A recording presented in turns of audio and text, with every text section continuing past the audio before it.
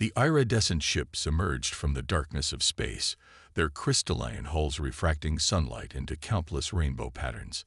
It was a sight that made even the most seasoned space veterans on the ESS Vigilance Bridge catch their breath.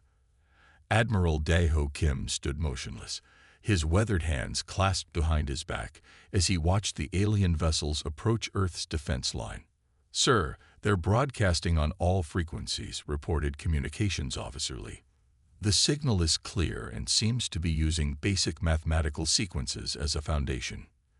The alien ships were unlike anything humans had ever seen or built. Their designs defied conventional engineering, with smooth curves and translucent surfaces that seemed to pulse with inner light. As they drew closer, the ships began to arrange themselves in a perfect geometric pattern that even the most advanced human computers would have struggled to calculate. "Open a channel," Admiral Kim ordered, his voice steady despite the historic magnitude of the moment. "Let's see what our visitors have to say." The main view screen flickered to life, and the bridge crew gasped collectively. Before them stood a being made entirely of living crystal, its form constantly shifting and changing like light through a prism. The creature introduced itself as Sora, ambassador of the Valoran species. "Greetings, people of Earth." Sora's voice resonated through the bridge, somehow both musical and clear. "We have traveled far to meet you." Admiral Kim stepped forward. "Welcome to Earth's solar system. I am Admiral Daeho Kim of the Earth Fleet Ship Vigilant. We come seeking allies," Sora explained, her crystalline form shimmering with each word. "We have watched your species grow, and we believe you are ready." The following weeks were a whirlwind of diplomatic meetings and cultural exchanges. The Valorans proved to be peaceful beings who had mastered the art of crystal technology, a field of science humans had barely begun to explore. They could store vast amounts of data within their crystalline structures and had developed ways to travel through space using crystal-based engines that bent the very fabric of reality. Earth's governments, for once united in purpose, worked quickly to establish formal relations with the Valorans. Admiral Kim found himself working closely with Sora, who had been appointed as the primary liaison between their species. He learned that the Valorans had been studying Earth for over a century, watching humanity's development from a distance. "Your species fascinates us," Sora told Kim during one of their many meetings in the newly established Valoran embassy in Geneva.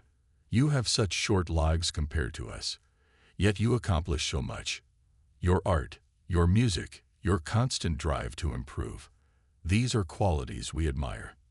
The Valorans shared their technology freely, helping humans improve their space travel capabilities, energy production, and medical sciences.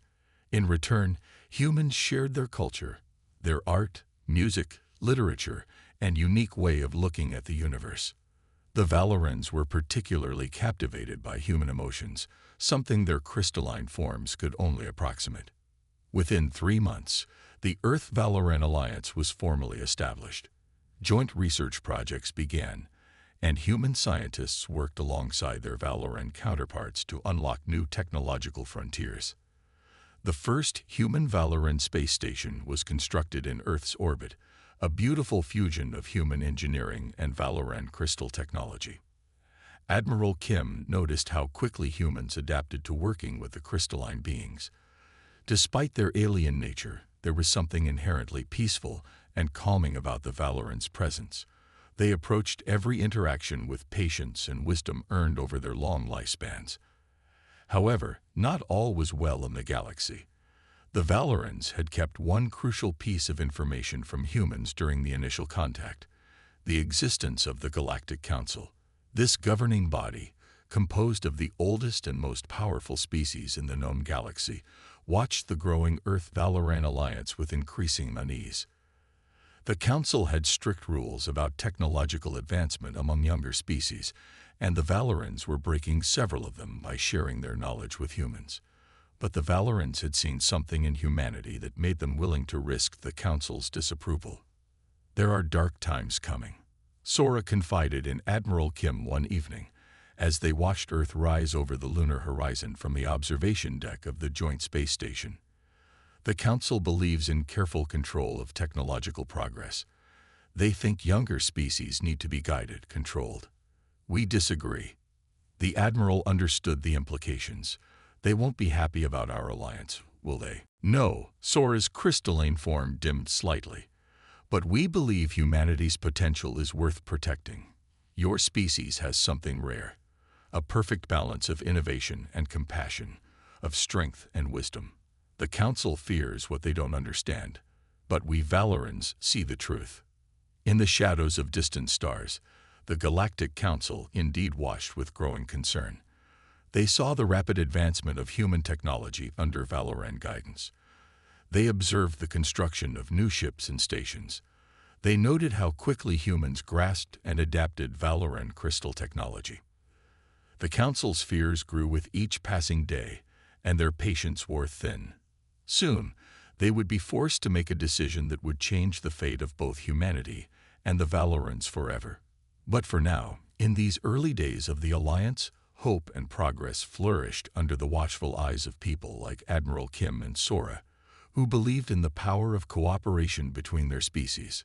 Unknown to all, this golden age of peaceful cooperation was about to come to a violent end.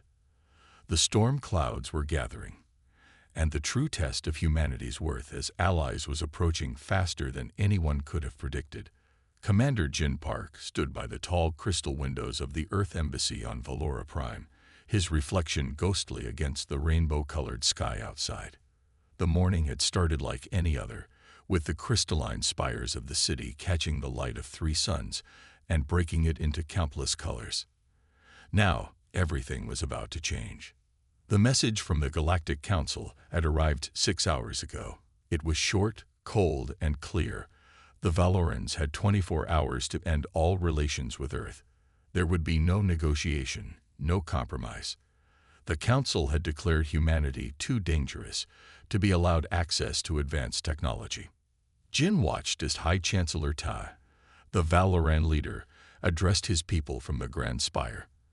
The Chancellor's crystalline form pulsed with determination as his words echoed through the city's communication network. For centuries, we have obeyed the Council's laws. Tai's voice rang clear and strong. We have watched countless promising species be held back, their potential crushed under the weight of artificial restrictions. When we found humanity, we saw something different, a species worth fighting for. Jin's communicator buzzed. It was a message from Earth Command, asking for his assessment of the situation. Before he could respond, High Chancellor Tai's voice continued, now addressing the Council directly through an open channel. We will not abandon our friends, Ta declared, his crystalline form blazing with inner light. Humanity has shown us kindness, creativity, and a desire to grow. They have earned our trust and our technology. If you wish to punish someone, punish us. But know that we stand firm in our decision. The silence that followed was deafening. Jin felt a chill run down his spine as he noticed something in the upper atmosphere. Tiny points of light that shouldn't be there. His military training kicked in instantly. Emergency alert, he shouted into his communicator. Council ships detected entering atmosphere. All personnel, battle stations. But it was too late. The first missile struck before the embassy's shields could fully activate.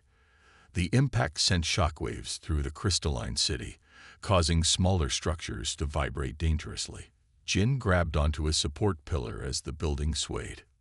This is Commander Jin Park to all Earth personnel. He broadcast over the embassy's emergency channel.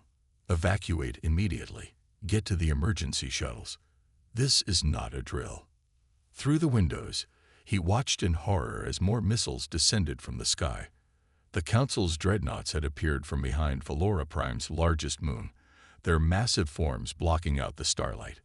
The ships were ancient, their hulls marked with the scars of 1,000 battles. High Chancellor Tai's voice came over the city's speakers one last time. My people, stand strong. We knew this day might come. Activate the preservation protocols. Save what we can. His words cut off as a concentrated beam of energy from the lead dreadnought struck the Grand Spire. The beautiful crystal tower, home to the Valoran leadership for millennia, shattered into millions of pieces. Jin felt his heart stop as he realized he had just witnessed the death of an entire government. The bombardment intensified. Crystal buildings that had stood for thousands of years began to crack and fall. The sound was horrible, like millions of wind chimes being crushed at once.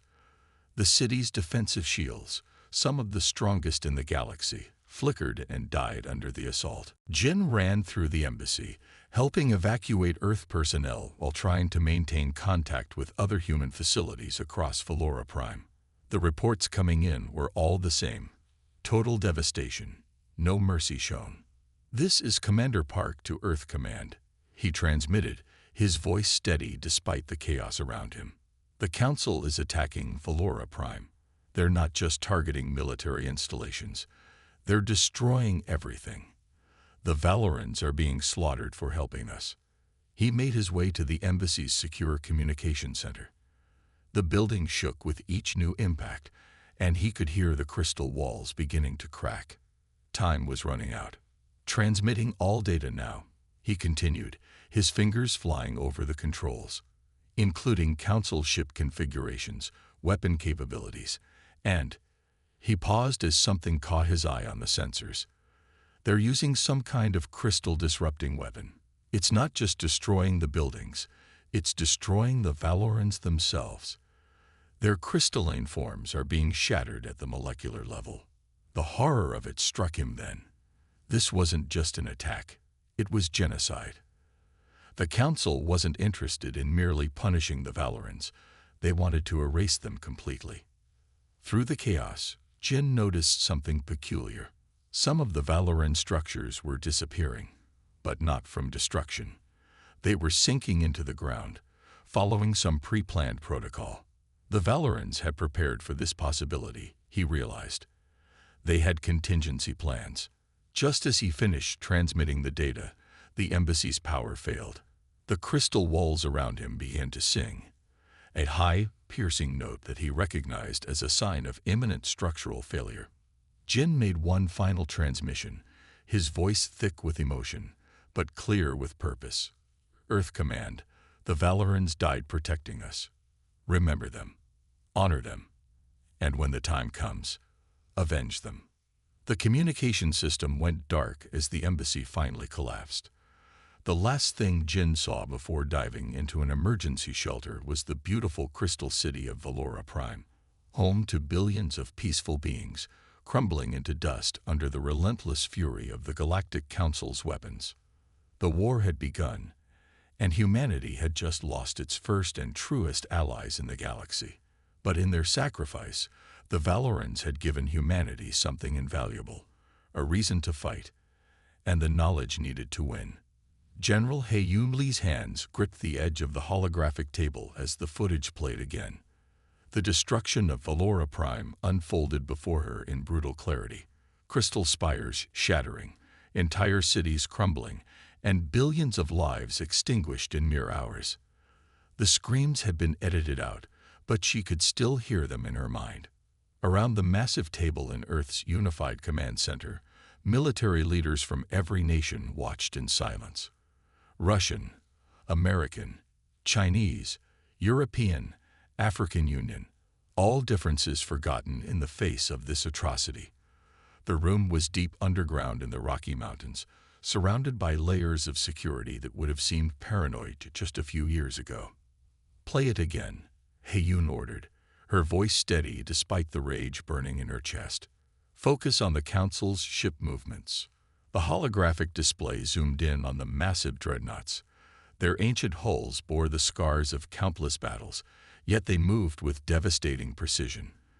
The weapons they used were beyond anything humans had officially seen before. "Look at their attack pattern," she pointed out. They knew exactly where to hit. The Valoran defense systems didn't stand a chance because the Council helped design them centuries ago. This wasn't just an attack, it was a carefully planned execution. An American admiral spoke up, his voice heavy. "The Valorans were our friends. They trusted us, helped us, and died for that trust. We have to respond." "Oh, we will respond," Hayum said, straightening up. She pressed a button, and a hologram changed to show a different image, one that made several people around the table gasp. It's time to reveal Project Prometheus. The display showed a massive underground facility beneath the lunar surface. Dock after dock of advanced warships stretched into the distance, their designs unlike anything the public had ever seen. While the galaxy thought humans were still learning to crawl through space, they had been preparing for war. When the Valorans first contacted us, Hayun explained, they weren't the only ones watching. We detected signals from multiple alien civilizations. We knew we weren't alone, and we knew we needed to be ready. The hologram zoomed in on one of the ships. Its hull was dark and angular, designed to absorb rather than reflect energy. Weapon systems that shouldn't exist for centuries were integrated seamlessly into its structure. The Valorans shared their technology openly, she continued, but they weren't our only source of advancement. We reversed engineered every piece of alien technology we could find. Every crashed scout ship, every stray probe. We learned from them all. Then we combined that knowledge with human innovation. She brought up technical specifications that made even the most experienced engineers in the room raise their eyebrows. These ships have capabilities the Council doesn't know about. They think they know our level of technology. They're wrong. A Chinese general leaned forward, studying the designs. How many ships? 5,000 combat-ready vessels, Hayum replied. Another 3,000 in final assembly. The automated factories on the dark side of the moon have been running at full capacity for years. The room erupted in surprised murmurs. Such a fleet shouldn't have been possible to build in secret, yet they had done it. Every nation had contributed resources, technology, and personnel under the guise of civilian space programs. The Council believes they've crushed our only allies, Hayun continued, her voice growing harder. They think we'll cower in fear, stay in our solar system, and be grateful they didn't target us too. They don't understand humanity. She brought up a new display, a strategic map of known Council space. Thanks to Commander Park's final transmission, we have detailed information about Council military capabilities. Their ships are powerful but old. They haven't faced a real challenge in millennia. They've grown complacent. The room fell silent as she outlined the plan. Operation Righteous Fury would begin with simultaneous strikes on key Council installations. The attacks would come from multiple directions, using stealth technology the Council had never encountered. We're not fighting for conquest, Hayum declared, looking each leader in the eye. We're fighting for justice. For the Valorans who died believing in us. For every species the Council has kept down through fear and intimidation. The vote was unanimous. Within hours, orders went out to military commands worldwide. Personnel who had trained in secret for years began moving to their assigned posts. Deep beneath the lunar surface, thousands of engines started warming up. Hayum made one final transmission to the assembled fleet commanders. The Council thought they were teaching us a lesson by destroying our allies. Instead, they'd given us a reason to show the galaxy why humanity survived every challenge our world threw at us. We're not the primitive species they think we are. We're humanity, and we're coming for them. The first ships began lifting off from their lunar berths, their advanced engines silent in the vacuum of space. Earth's response to the Valoran massacre was about to begin, and the galaxy would never be the same. Operation Righteous Fury had commenced. The EFS Shadow Blade slipped through hyperspace like a knife through silk, its dark hull absorbing any stray radiation that might betray its presence. Captain Myra Song sat in her command chair, watching the tactical display as her ship approached the unsuspecting Council fleet. 20 massive warships hung in high orbit around the mining colony of Nexus 7, their crews confident in their absolute dominance of this sector. Exit point calculated, the navigation officer reported quietly.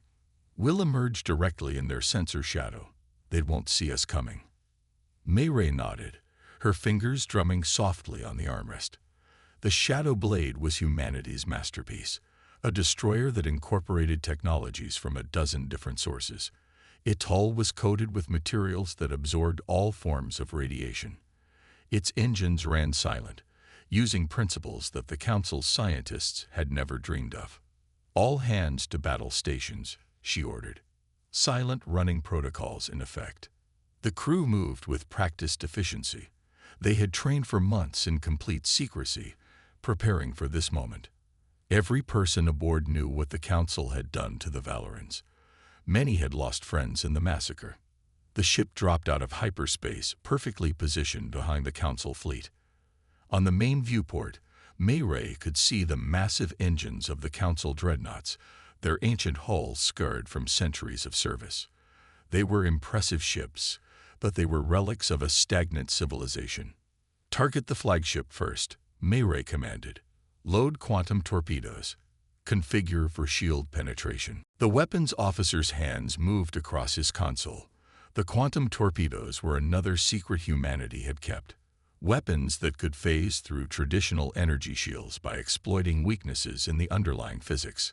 "Multiple targets locked," he reported. "Firing solutions calculated." Mayray leaned forward in her chair. "Send the transmission first. Let's follow protocol." A brief message was broadcast on all frequencies. "This is Captain Mayrisong of the Earth Fleet ship Shadow Blade. You are hereby condemned for the genocide of the Valoran species. Prepare to face judgment." Before the Council ships could even register the transmission, Mayray gave the order. "Weapons free. Show them what happens when you harm Earth's allies." The Shadow Blade's weapon ports opened silently. The quantum torpedoes launched, their exotic matter cores glowing with a strange inner light. The Council's advanced sensors didn't even detect them until it was too late. The flagship's shields flared brilliantly as the torpedoes passed straight through them. The massive ship's hull crumpled under impacts it was never designed to withstand.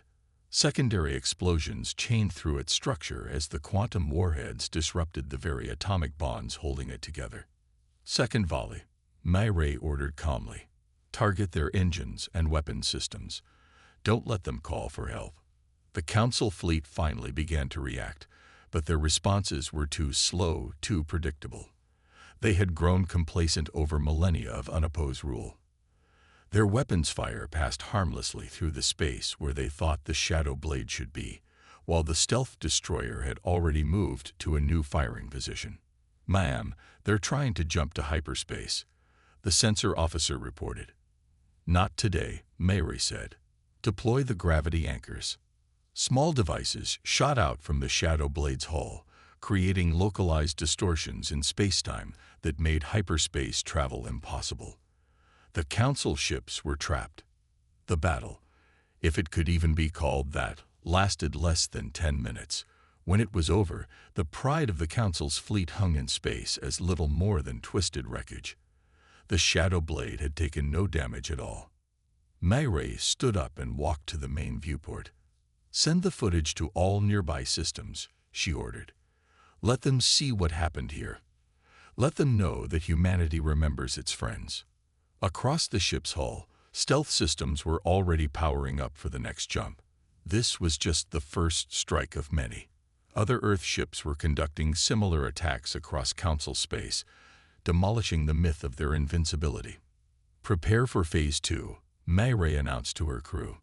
The Council thought they could act without consequences. They thought we were primitive, harmless. Today, they learned differently. The Shadow Blade disappeared back into hyperspace, leaving behind a graveyard of destroyed Council ships and a message that would soon spread across the galaxy. Humanity had emerged from its cradle, and it had not come in peace. The Council's long reign of terror was about to end, not with a grand battle between massive fleets, but with the silent thunder of humanity's revenge. Captain Mayrisong allowed herself a small smile as her ship sped toward its next target. The message was indeed clear. Humanity had teeth, and they were out for blood. Colonel Sung Ho Park gazed at the tactical display aboard his command ship, the EFS Valiant Dawn. The holographic map showed the Council's massive supply base in the Centaurus cluster, a sprawling complex of space stations and shipyards that kept the Council's fleets operating in this sector of space. Resistance fighters from a dozen different species had provided the intelligence they needed. Years of oppression had created a network of allies eager to help humanity strike back at their common oppressor. The base's defense grid had a fatal flaw, one that the Council's arrogance had left unaddressed for centuries. "All ships report ready, Colonel," his executive officer announced. "The strike fleet is in position." Sung Ho nodded, studying the faces of his bridge crew. They were young, most of them never having seen real combat before the war started. But their eyes burned with determination. Everyone had seen the footage from Valoran Prime. "Open a channel to the fleet," he ordered. The communications officer nodded, and Sung Ho addressed his ships. "This is Colonel Park. 3 months ago, the Council showed the galaxy what they do to those who dare to help humanity. Today, we show them what that mistake cost them." 50 ships of the Earth fleet hung in formation, hidden behind a dense asteroid field. They were smaller than the Council's massive dreadnoughts, but they carried weapons that would have been impossible just a few years ago. "For the Valerins," Sung Ho whispered as he gave the order. "All ships, execute jump sequence. Remember your training. Remember why we fight." The fleet dropped out of hyperspace in perfect attack formation, emerging exactly where the resistance fighters had indicated the base's sensors were weakest. The massive supply complex filled their view screens, a city in space that processed resources from 100 worlds to feed the Council's war machine. "Launch the cyber warfare packages," Sung Ho commanded. Small drones shot out from the Earth ships, carrying viruses designed to exploit ancient coding in the Council's computer systems. The base's automated defenses began to falter as centuries-old software finally met its match. The Council ships on patrol reacted slowly, confused by their malfunctioning systems. By the time they realized what was happening, the Earth fleet had already opened fire. Advanced energy weapons, developed from both Valoran teachings and human innovation, cut through their shields with surgical precision. "Status report," Sung Ho called out as the battle unfolded. "Enemy ships are in disarray," his tactical officer reported. "Their coordination is broken. Our cyber attacks have completely disrupted their command and control systems."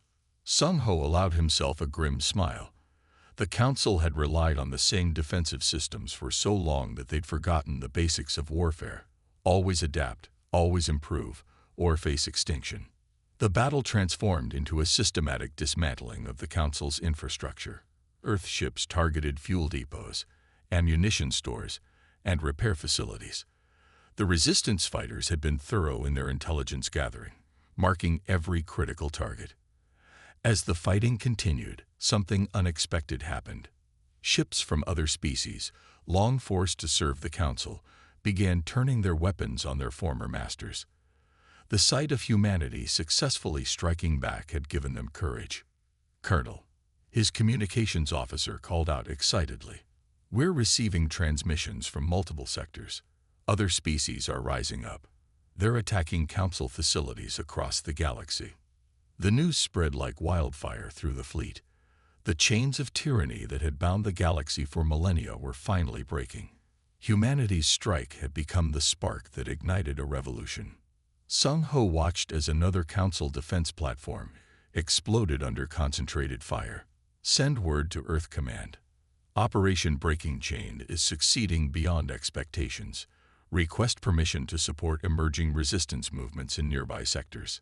The battle for the supply base ended as quickly as it had begun. In less than an hour, the largest Council facility in the Centaurus cluster had been reduced to floating debris. But more importantly, the myth of Council invincibility had been shattered forever. As his ships regrouped and began treating the wounded, Sung Ho received reports from across the galaxy. Species that had been subjugated for thousands of years were throwing off their chains. The Council's rigid control was crumbling in the face of a coordinated rebellion they had never expected. "Set course for the Proxima sector," he ordered his fleet. "There are more battles to be fought, more allies to be freed." The Earth ships jumped away from the wreckage of the Council base, leaving behind a message broadcast on all frequencies. To all species who suffer under Council rule, humanity remembers its friends. The time has come to stand together. The chains are breaking. Freedom is possible. As the fleet traveled through hyperspace toward their next target, some thought about the Valorans. Their sacrifice had not been in vain. Their death had united the galaxy in a way their life never could have, and humanity would ensure their memory lived on in the freedom of every species the Council had oppressed. The revolution had begun, and there would be no stopping it now. One link at a time, the chains of tyranny were being broken, and a new era of galactic history was about to begin. Fleet Admiral Yuri Kang stood on the bridge of the EF's Retribution, watching as ships from 100 different species assembled for the final battle.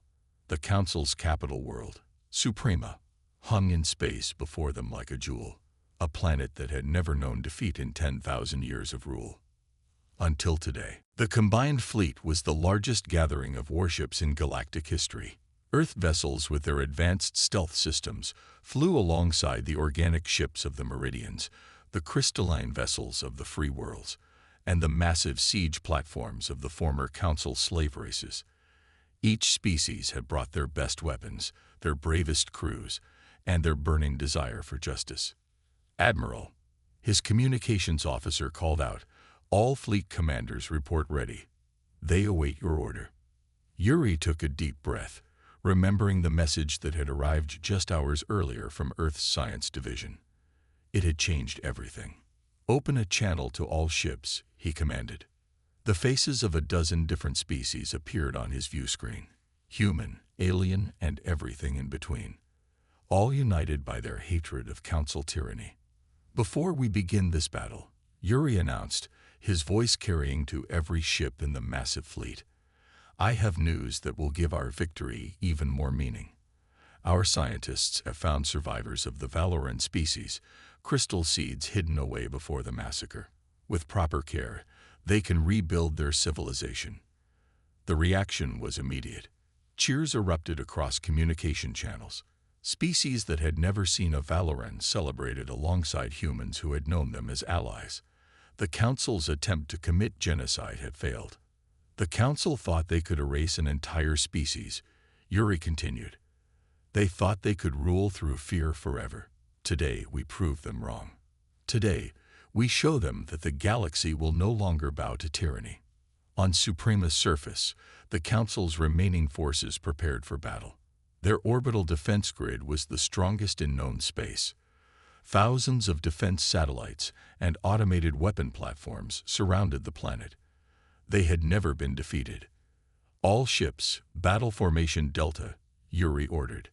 The massive fleet began to move, breaking into specialized attack groups.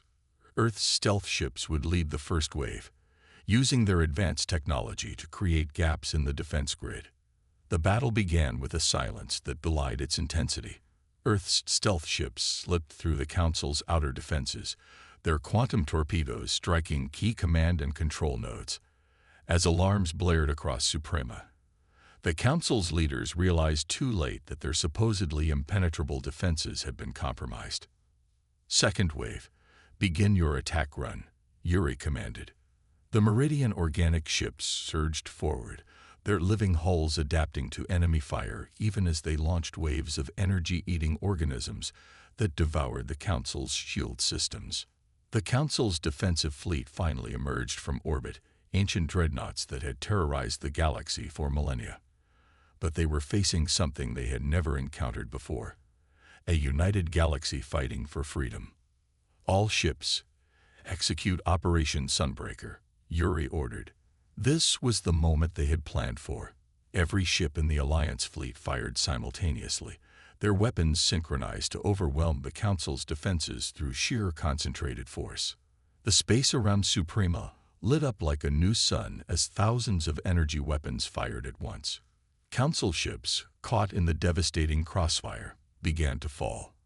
Their ancient shields, designed to withstand attacks from primitive species, failed against weapons developed by races they had underestimated for too long. "They're trying to evacuate the Council members," his tactical officer reported. Detection systems show multiple ships attempting to leave the surface. Not this time, Yuri replied grimly. Launch the interdiction fields. Special Earth ships activated massive gravity generators, creating a web of distorted space that made escape impossible. The Council would face justice for their crimes. The battle raged for hours, but the outcome was never in doubt. The combined fleet, fighting for freedom and justice, systematically dismantled the Council's defenses. When the last dreadnought fell, Yuri opened a channel to the planet's surface. "This is Fleet Admiral Yuri Kang of the Earth Fleet," he announced. "Your forces are defeated. Your fleet is destroyed. Surrender now and face justice for your crimes against the galaxy." The response came quickly. Unconditional surrender. The Council, which had ruled through fear for 10,000 years, had finally met its match in the combined strength of those they had oppressed. As Alliance ships began landing on Suprema, Yuri received a private message from Earth Command. The first Valoran crystal seed had begun to grow. New life was emerging from the ashes of genocide, just as a new galactic order would rise from the ruins of Council tyranny. The battle would indeed be remembered for centuries, not just as the day humanity led the charge that broke the Council's power, but as the day the galaxy's species united to forge a better future for all. And somewhere, Yuri knew, the spirits of the Valorans were watching, proud of what their sacrifice had achieved. Ambassador Ji-Min Cho gazed out over the assembled representatives of the Galactic Confederation. The Great Hall, built from materials contributed by every member species, gleamed under the light of 3 suns. 5 years had passed since the fall of the Council, and the galaxy had changed in ways few could have imagined. Beside her stood Luna, a restored Valoran elder whose crystalline form cast rainbow patterns across the chamber walls. The Valoran's very presence was a testament to humanity's determination. From the few crystal seeds that had survived the Council's genocide, their species had begun to rebuild. "Look how far we have come." Luna's melodic voice resonated through the chamber. "From the ashes of tragedy, we have built something beautiful." Ji-Min smiled at her friend. The new Valoran cities rising on their homeworld were different from the ones the Council had destroyed. Smaller, perhaps, but filled with a determination to survive and thrive. Their songs, once thought lost forever, echoed through crystal valleys once more. Earth's ships still patrolled the spaceways, but not as conquerors. They had become guardians, protectors of the peace that so many had died to achieve. The sleek vessels, incorporating technology from dozens of species, served as a reminder that cooperation was stronger than domination. Representatives of the Confederation, Ji-Min began her address, her voice carrying to every corner of the vast chamber. 5 years ago, we stood amid the ruins of the Council's tyranny. Today, we stand as proof that there is a better way. The assembled delegates, human, Valoran, Meridian, and countless others, listened intently. Each species had contributed to the new order in their own way. The Meridian's organic technology helped clean polluted worlds. The crystalline knowledge of the restored Valorans guided the development of new medical treatments. Humanity's determination and innovation drove exploration of unknown regions. "We remember the cost of freedom," Ji-Min continued. "We remember those who died believing in a better future. But more importantly, we remember the lesson. Strength lies not in domination, but in unity." She gestured to a holographic display showing the newly established Academy of Galactic Sciences. Within its halls, researchers from every species worked together, sharing knowledge freely. The Council's practice of restricting technology had been replaced by a philosophy of cooperative advancement. "Look at what we have built together," Ji-Min said proudly. "Libraries where knowledge flows freely, shipyards where vessels of peace are constructed, hospitals where the sick of any species receive care. This is the legacy of our struggle." Luna stepped forward, her crystalline form pulsing with emotion. "When my people were attacked, we believed our time in the galaxy was ending. Instead, we found that it was just beginning. Humanity showed us that friendship is stronger than fear. The chamber erupted in applause. Many of the delegates had their own stories of human intervention during the war. Earth ships arriving to liberate enslaved worlds, human medical teams treating the wounded of all species, Earth diplomats working tirelessly to forge alliances. "We stand ready," Jae-min declared, her voice strong with conviction. "Ready to defend any who would face such tyranny again. Ready to extend the hand of friendship to those who seek peace. Ready to remember the past while building the future." As she spoke, news arrived from the frontier. Another species had made first contact with the Confederation. Already, diplomatic ships were being dispatched, not to conquer or control, but to welcome and assist. The galaxy had indeed learned its lesson. Humans protected their own, and now their own included everyone who sought peace among the stars. The Council's fear had been correct in one way. Humanity had changed the galaxy forever, but not through conquest or destruction, as they had feared. Instead, humans had shown the galaxy a new way forward, one of cooperation, protection, and shared progress. As the assembly concluded, Jae-min watched Luna interact with delegates from dozens of worlds. The Valoran's crystalline form caught the light of the setting suns, creating patterns that danced across the chamber. It was a reminder of what they had almost lost and what they had managed to save. The new dawn had arrived, not just for humanity or the Valorans, but for all species who dreamed of a better future. And in the depths of space, Earth ships continued their endless patrol, ready to ensure that such dreams would always have a chance to grow. End of story.